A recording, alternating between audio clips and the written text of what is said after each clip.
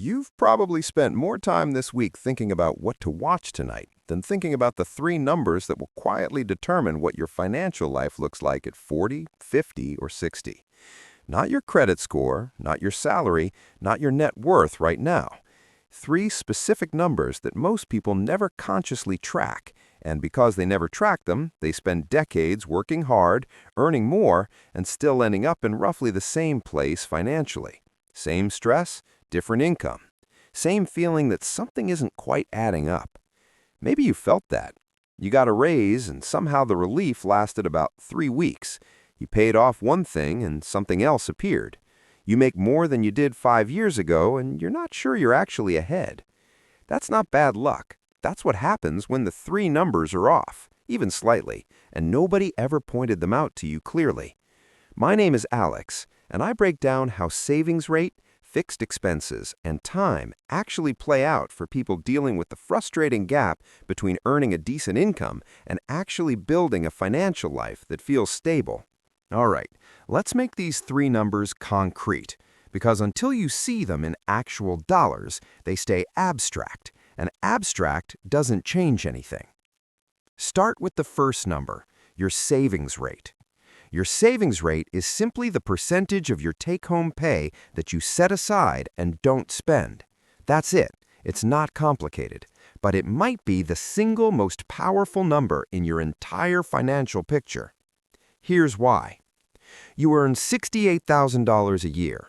After federal income tax, state tax, and FICA contributions, you're taking home roughly $51,500 annually, about $4,290 per month. That's your real income. That's what everything runs on. Now let's look at three different savings rates applied to that same income and see what they actually produce over time, invested at a historical average of 8% annually. If your savings rate is 5%, you're saving $215 per month. Over 10 years with compound growth, that reaches approximately $39,000. Over 20 years, roughly $129,000. Over 30 years, around $323,000. If your savings rate is 15%, you're saving $644 per month. Over 10 years, approximately $118,000. Over 20 years, roughly $388,000. Over 30 years, around $970,000. If your savings rate is 25%, you're saving $1,073 per month. Over 10 years, approximately $197,000. Over 20 years, roughly $647,000. Over 30 years, around $1,617,000. Same income, same investment return. The only variable is the savings rate. And this is the number that surprised me most. The difference between a 5% savings rate and a 25% savings rate over 30 years is not 5 times the outcome.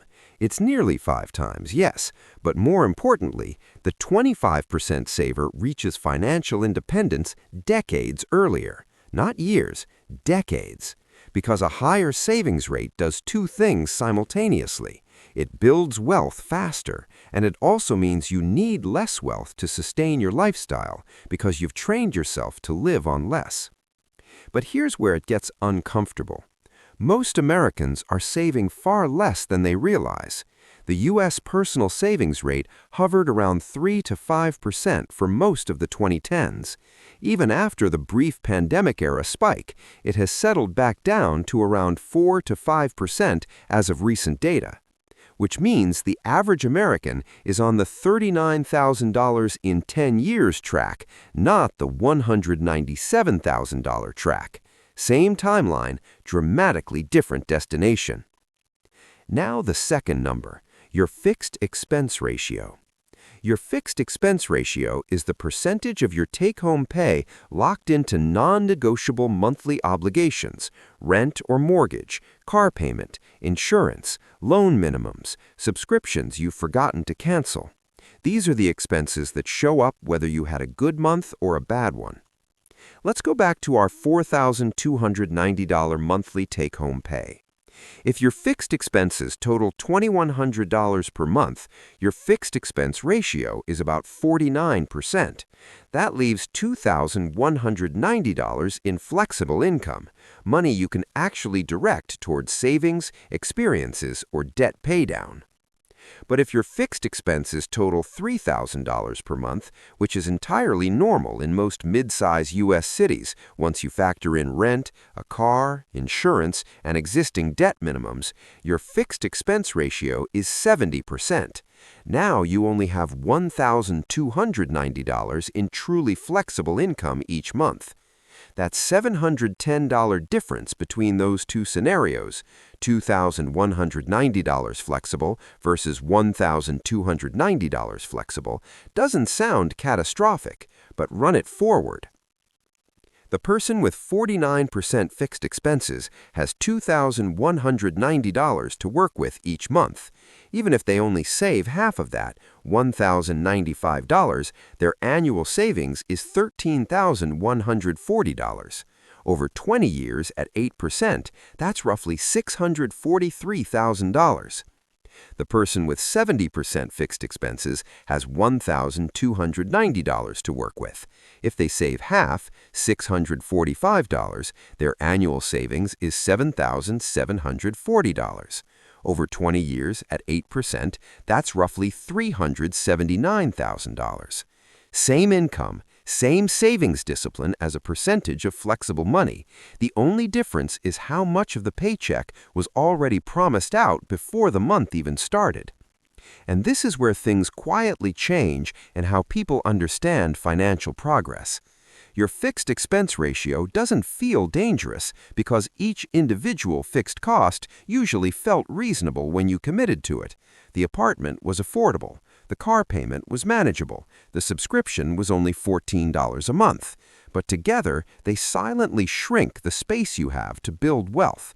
And unlike a bad spending month, you can't fix a high fixed expense ratio with willpower. It requires structural change. Now the third number, time.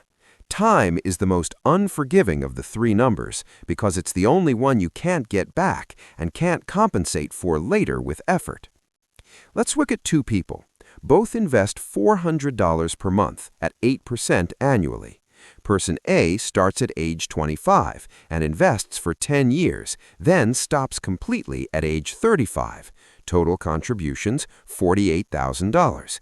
They never add another dollar. They just let it sit. Person B starts at age 35 and invests $400 per month continuously for 30 years straight through age 65. Total contributions, $144,000. At age 65, person A, who stopped contributing 30 years ago, has approximately $520,000. Person B, who contributed 3 times as much money and never stopped, has approximately $490,000.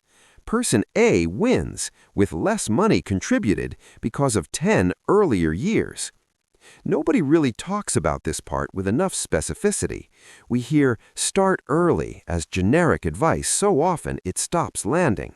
But the actual math, the fact that 10 years earlier can outperform 30 years later of triple the contributions, that's not a motivational statement, that's arithmetic, and it has a very real emotional weight once you see it clearly. Every year you delay beginning is not just 1 year of missed contributions, it's 1 year of compounding that can never be reconstructed. That's not said to create panic, it's said to put the present moment in honest perspective. Here's why most people never consciously track these three numbers, and why that's not entirely their fault. The financial system you grew up inside was not designed to make these numbers obvious. It was designed around a different story, the story of income. Earn more, spend more, borrow for the rest. Your salary gets discussed, your bonus gets discussed, your credit limit gets discussed, but your savings rate, your fixed expense ratio, these numbers live in a quiet corner that the broader economy has very little financial incentive to illuminate for you. Think about it. A higher savings rate means you spend less, And an entire advertising and consumer credit industry depends on you spending more. A lower fixed expense ratio means fewer recurring commitments, but recurring revenue, subscriptions, financing, lease agreements is exactly what modern businesses are built to capture. The system isn't conspiring against you, it's just optimized for consumption, not accumulation.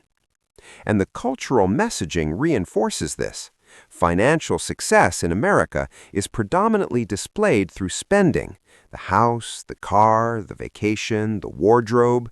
You rarely see wealth portrayed as a savings rate or a fixed expense ratio. Those things are invisible. They don't photograph well. They don't signal status at a dinner party. So most people optimize for the visible signals without realizing they're quietly undermining the invisible numbers that actually determine their financial trajectory. And there's another structural reality worth naming. Wage growth for median earners has been outpaced by housing, healthcare, and childcare costs for decades. The margin available for saving has genuinely compressed for most Americans. This isn't about poor choices. The economic conditions have made it harder to maintain a healthy savings rate, even for people who are trying. Recognizing that doesn't remove your agency, but it does remove the shame that makes it harder to look clearly at your own numbers. Here's what these three numbers do to your psychology when they're working against you, even silently. When your savings rate is low, you feel a low-level financial anxiety that's hard to name. You're not in crisis, nothing is obviously wrong, but there's a persistent background hum of financial unease, the awareness that you don't have much of a cushion, that one unexpected expense would hurt, that you're not sure what the future actually looks like. That hum is exhausting, and because it doesn't have an obvious cause, it often gets misread as a personality trait. I'm just a worrier. I'm just not good with money. Neither of those is true. The hum has a source. It's the gap between your savings rate and the security you actually need. But here's where it gets uncomfortable. When your fixed expense ratio is high, it creates a very specific psychological trap, the feeling of being locked in. Every fixed commitment made sense individually when you made it. The apartment was the right move, the car was necessary, but collectively they build walls around your monthly income that start to feel permanent. And permanent feels different than manageable. It stops feeling like a financial situation and starts feeling like an identity. This is just my life now. That resignation is one of the most financially costly emotional states a person can be in, because it's the feeling that makes people stop looking at the numbers altogether. And the time variable creates what I describe as a delayed reckoning feeling. In your 20s, time feels abundant and money feels scarce, so the trade-off feels obvious. Spend the money now, there's always more time later. But time doesn't work that way in compounding. Later years of saving cannot buy back earlier years of growth, and by the time that becomes emotionally real, the window has quietly narrowed. This isn't about regret. Regret isn't useful, but honest awareness, seeing the time variable for what it actually is, can shift how present-moment decisions feel, not as deprivation, as construction. The reframe worth sitting with is this. Income is the story everyone tells, but savings rate, fixed expenses, and time are the story that actually plays out. Two people can earn identical salaries and arrive at age 60 in completely different financial realities, not because one worked harder or got luckier or was smarter, but because these three numbers silently diverged over time. That means the most useful financial question isn't how do I earn more, though that matters. It's what are my actual three numbers right now, and do they tell a story I'm comfortable with? Not comfortable in the sense of easy, comfortable in the sense of honest. Because once these numbers are visible, they stop being abstract forces and start being adjustable levers. And adjustable is a completely different feeling than stuck. Even small movements in savings rate carry outsized long-term impact. Going from 5% to 10% doesn't feel dramatic, but over 25 years on a median income, that shift can mean the difference between financial fragility and genuine security. Not because of heroic discipline, because of math applied consistently over time. If you take one thing from this video, let it be the habit of knowing your three numbers, not obsessing over them, just knowing them. What percentage of your take-home pay are you actually saving right now? What percentage of your monthly income is already committed before the month begins? And how much time are you giving these numbers to work? Write them down. Even a rough estimate is more useful than a vague feeling, because vague feelings tend toward anxiety. Actual numbers tend toward clarity, and clarity is always the better starting point. If this gave you a genuinely different way to think about your financial picture, I'd really appreciate a like. It helps this channel reach people who need to hear this kind of conversation. If you want more honest, grounded breakdowns of how money actually works and how it actually feels, subscribe. No noise, just the real stuff. And if one of these three numbers hit close to home, drop it in the comments. Tell me which one. I read them all, and you might be surprised how many people are sitting with the exact same thing.